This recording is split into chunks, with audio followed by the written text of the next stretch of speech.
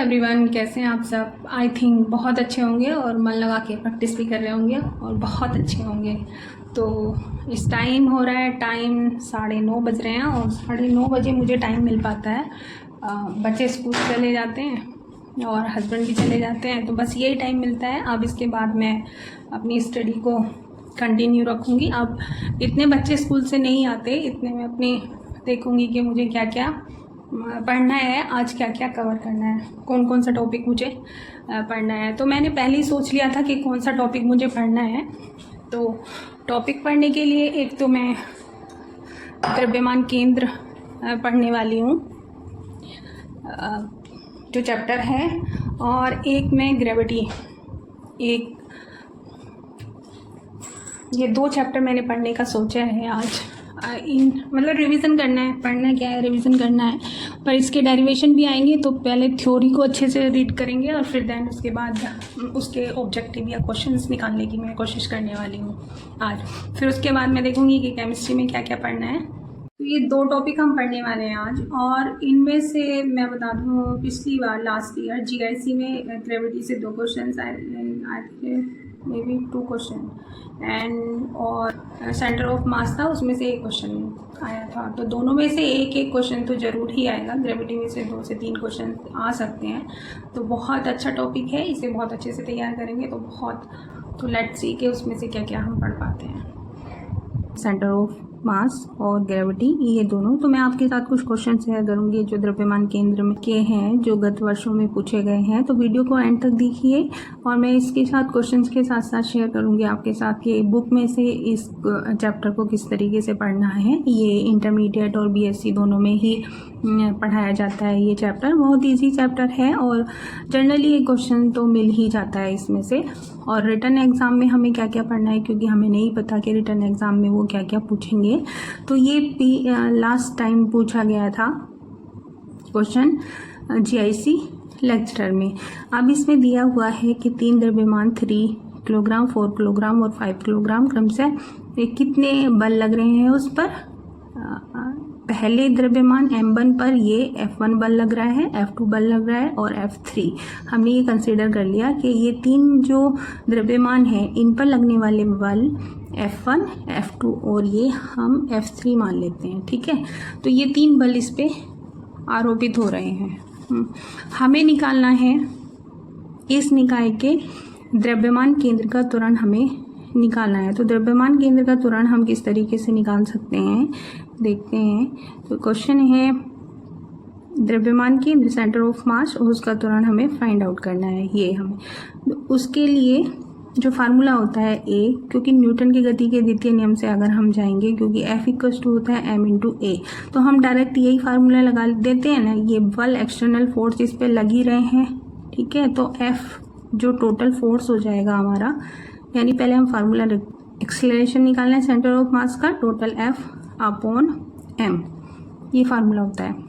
यहाँ से ही निकला, ये न्यूटन के द्वितीय नियम से आ गया ये क्वेश्चन, और ये पूरा फार्मूला हो जाता है। जहाँ F जो है वो एक्सटर्नल फोर्स है जो उस निकाय पर लग रहा है, यानी उन द्रव्यमानों पर लग रहा है। पहले हम F फाइंड आउट करेंगे। F को निकालने के लिए आप डायरेक्ट फार्मूला रख दो, F1 + F2 + F3, ये हो जाएगा।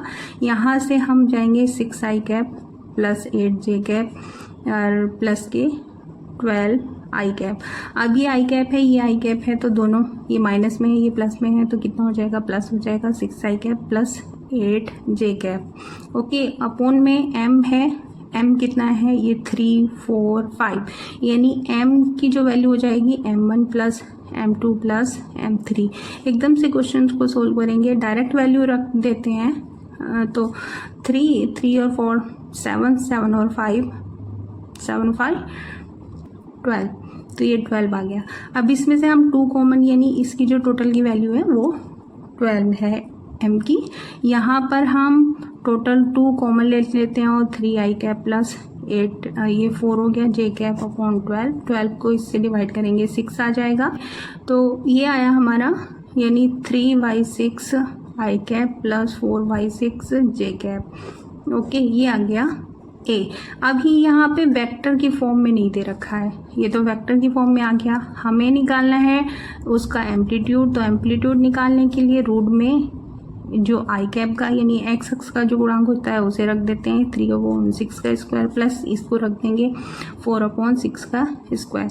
तो क्योंकि स्क्वायर है तो नीचे जब डबल होगा तो 1/6 तो कॉमन हो जाएगा। 3 का स्क्वायर करेंगे 9 प्लस और 4 का स्क्वायर करेंगे 16, तो कितना आया ये हो जाएगा टोटल ऐड करके 25/6। 25 का जब रूट निकालेंगे तो वो आ जाएगा 5/6। जब इसे डिवाइड करेंगे तो 0.6 8 आया, 48 यानी 2 और 0 6, तो 0.83 मीटर पर सेकेंड स्क्वायर हमारा क्या आ गया, ये इसका आंसर आया। तो ऑप्शन ये इसका करेक्ट होगा 0.836। देखो ये क्वेश्चन हमारा है कि इसमें एक डायग्राम दिया गया है, ठीक है। तो इस पूरे सिस्टम का ये जो त्रिभुज बना हुआ है मतलब निम्न चित्र में दिए गए कणों के द्रव्यमान केंद्र निकालिए। तो द्रव्यमान केंद्र हमें निकालना है कि कितना आएगा, ठीक है। यहाँ से हमें सेंटर ऑफ मास हमें फाइंड आउट करना है कितना आएगा। अब यहाँ द्रव्यमान M1 M2 है, M3 एक समबाहु त्रिभुज के कॉर्नर पर रखे गए हैं, तो उसके लिए द्रव्यमान केंद्र निकालिए क्या आएगा। इसमें तो ऐसे करके बना करके दिया गया है, लेकिन हम उसमें क्या करते हैं, अगर ऐसे दिया हुआ होता, सपोज दैट ये चित्र ना दिया होता, तो हम यहाँ पर एक पॉइंट लेते, यानी एक शीर्ष को हम इसके एक्स्ट्रा कितना हो जाएगा ये M और ये भी M है, यहाँ पर तो दिया हुआ है। अब इसकी जो लेंथ है, ये समबाहु त्रिभुज है, तो समबाहु त्रिभुज की इसकी जो लेंथ है वो L दी हुई है, सपोज दैट यहाँ से यहाँ तक की L। तो इस पॉइंट का अब देखो यहाँ से ये क्वेश्चन आते हैं कि निकालो कि द्रव्यमान केंद्र कितना होगा, तो इसके कोऑर्डिनेट कितने हो जाएंगे। देखो वाई एक्स पे तो 0, इसके 0 0 आ गए, इस पे यहाँ पे वाई एक्स है ही नहीं, ये एक्स एक्सिस पे है, तो एक्स वाला कोऑर्डिनेट होगा सपोज दैट L। यहाँ पर तो ये A दिया हुआ है और 0। अब अगर ये निर्देशांक ना दिए हुए होते तो हम कैसे निकालते इसको। यहाँ पे तो ये कुछ निर्देशांक दिए गए हैं, अगर नहीं दिए जाते तो हम किस तरीके से इसको निकालते। यहाँ से हम इस पे एक परपेंडिकुलर ले लेते, यहाँ से यहाँ तक की दूरी आ गई L/2, हाफ हो गया ना ये, क्योंकि ये एक समबाहु त्रिभुज है। तो जब हम इस पे लंब डालेंगे तो इसको डिवाइड कर देगा ये 2 पार्ट में। तो इसका जो x वाला कोऑर्डिनेट यानी ये बिंदु x एक्स पे कितना शो कर रहा है L/2, यानी पे यहाँ पे a दे रखा है तो a रखेंगे। अब ये कितनी लेंथ होगी, ठीक है, यहाँ से समझो ये हमें निकालनी है, वाई एक्स पर भी यही तो शो करेगी। अब यहाँ से यहाँ तक पता है कि इसकी लेंथ कितनी है, समबाहु त्रिभुज की L है, ये हो गई L/2। तो हम फार्मूला रख देंगे, दे देते हैं नाम। तो AB का स्क्वायर बराबर हो जाएगा L का स्क्वायर माइनस यहाँ से L का स्क्वायर माइनस L/2 का स्क्वायर, पाइथागोरस में होती है ना, वो रख देंगे हम यहाँ पर। तो L का स्क्वायर माइनस L का स्क्वायर अपॉन 4, जब हम इसे कैलकुलेट करेंगे तो 3 रूट में आ जाएगा, स्क्वायर है ना इधर AB। चलो पहले कर देते हैं, ये 3L स्क्वायर अपॉन 4 आया। जब हम AB की वैल्यू निकालेंगे तो 3L अपॉन 4 लेंगे, रूट में आ जाएगा ये 2 हो जाएगा।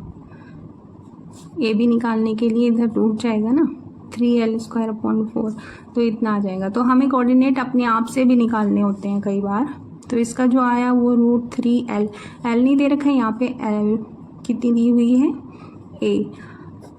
A/2। तो ये कोऑर्डिनेट मुझे पता चल गई, ये पता चल गई, ये पता चल गई। डायरेक्ट फार्मूला अब XCM निकालेंगे, M1 X1 plus M2 X2 plus M3 X3 upon M1 plus M2 plus M3, ठीक है। ये डायरेक्ट फार्मूला हो गया। लेकिन यहाँ पे तो ये चित्र दे रखा है, कई बार चित्र नहीं भी दिए रहते हैं, तो उसके लिए हमें निर्देशांक पॉइंट अपने आप खुद से निकालने पड़ते हैं।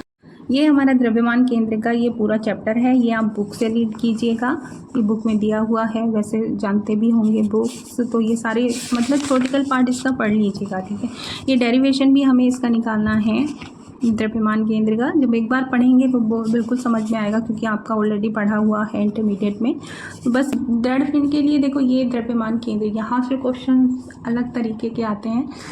हमें डेरिवेशन निकालना हो तो कैसे निकालेंगे। दृढ़ पिंड का द्रव्यमान केंद्र होता है, तो उसको निकालने के लिए सबसे पहले जो रिजिड बॉडी होती है उसको ये कंसिडर किया जाता है कि ये बहुत ही सूक्ष्म खंडों से मिलकर बना हुआ है और जिनके द्रव्यमान m1, m2, m3 हैं।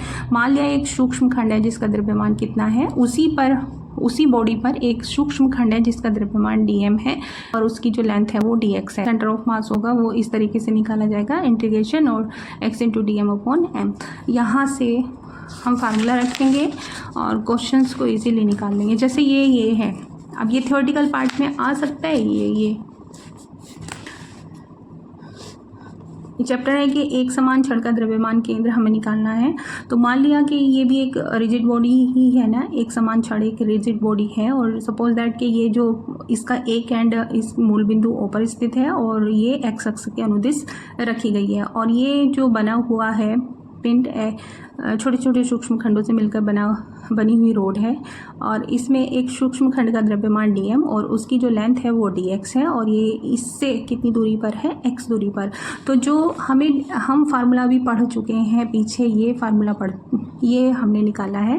तो यहाँ से क्या करेंगे, dm की वैल्यू निकालेंगे। अब एकांक लंबाई का जो द्रव्यमान होगा m/l होगा। संपूर्ण छड़ का जो द्रव्यमान है वो m है और इसकी लेंथ l है, तो एकांक लंबाई का द्रव्यमान कितना हो जाएगा, m को l से डिवाइड कर देंगे, m/l आ जाएगा। इट मीन्स कि dm लेंथ कितनी है, dx। तो जो हमारा सूक्ष्म खंड का जो द्रव्यमान हो जाएगा वो कितना हो जाएगा, m इंटू एल, उसकी लेंथ से मल्टीप्लाई कर देंगे तो ये पूरा मास आ जाएगा। अब यहाँ पर हम dm की वैल्यू पुट कर देंगे, तो 1/m और ये x m/l इंटू dx, और यहाँ पर 1/l करके इसको डेरिवेशन को x इंटू dx कर देंगे। अब यहाँ से छड़ कहाँ है, शून्य से, मतलब इसका एक कोऑर्डिनेट कहाँ पर है, मतलब ये छड़ का एंड पॉइंट कहाँ पर है, मूल बिंदु। तो 0 to इसकी लेंथ कितनी है, l यहाँ पे, तो 0 to l इसकी लेंथ है। जब इंटीग्रेशन करते हैं x स्क्वायर का तो x का तो x/2 आ जाता है, x²/2, ठीक है। अब वहाँ से वैल्यू निकाल करके इसमें लिमिट रख के ये आंसर आ जाएगा कि जो एक समान छड़ है उसका द्रव्यमान कहाँ होता है, l/2, यानी उसकी लंबाई पर होता है। तो इस तरीके से आपको रीड करना है, ठीक है।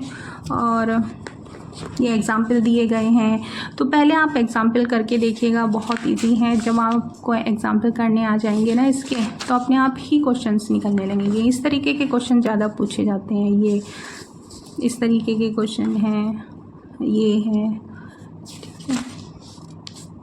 आप भी देख भी सकते हैं।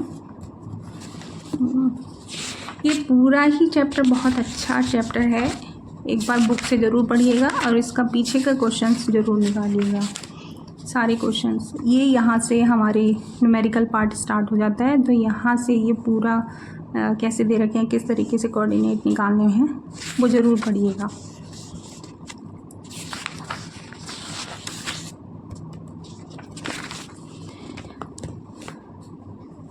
देखो एक दो क्वेश्चन हम इसके करके देखते हैं, न्यूमेरिकल पार्ट इसका करके देखते हैं, क्योंकि पहले तो थ्योरेटिकल पार्ट तो आपको बुक से ही रीड करना पड़ेगा, और इसका ये देख लेते हैं कि कहाँ से दिया हुआ है। जैसे 5 किलोग्राम तथा 10 किलोग्राम द्रव्यमान के दो कण x और y तल में क्रमशः बिंदु -1 और 2, और ये दे रखा है 3 और 4 पर स्थित है। तो निकाय का द्रव्यमान केंद्र हमें निकालना है। तो ये तो सीधा सीधा क्वेश्चन है, ठीक है। दो मास है m1 और m2, ठीक है। इसके जो कोऑर्डिनेट हैं वो तो -1 और 2, और इसके हैं 3 और 4, यानी ये x1 y1 x2 y2 ये दोनों दिए हुए हैं। डायरेक्ट फार्मूला लिखेंगे, XCM निकालेंगे, तो उसके लिए फार्मूला क्या होता है, m1 x1 प्लस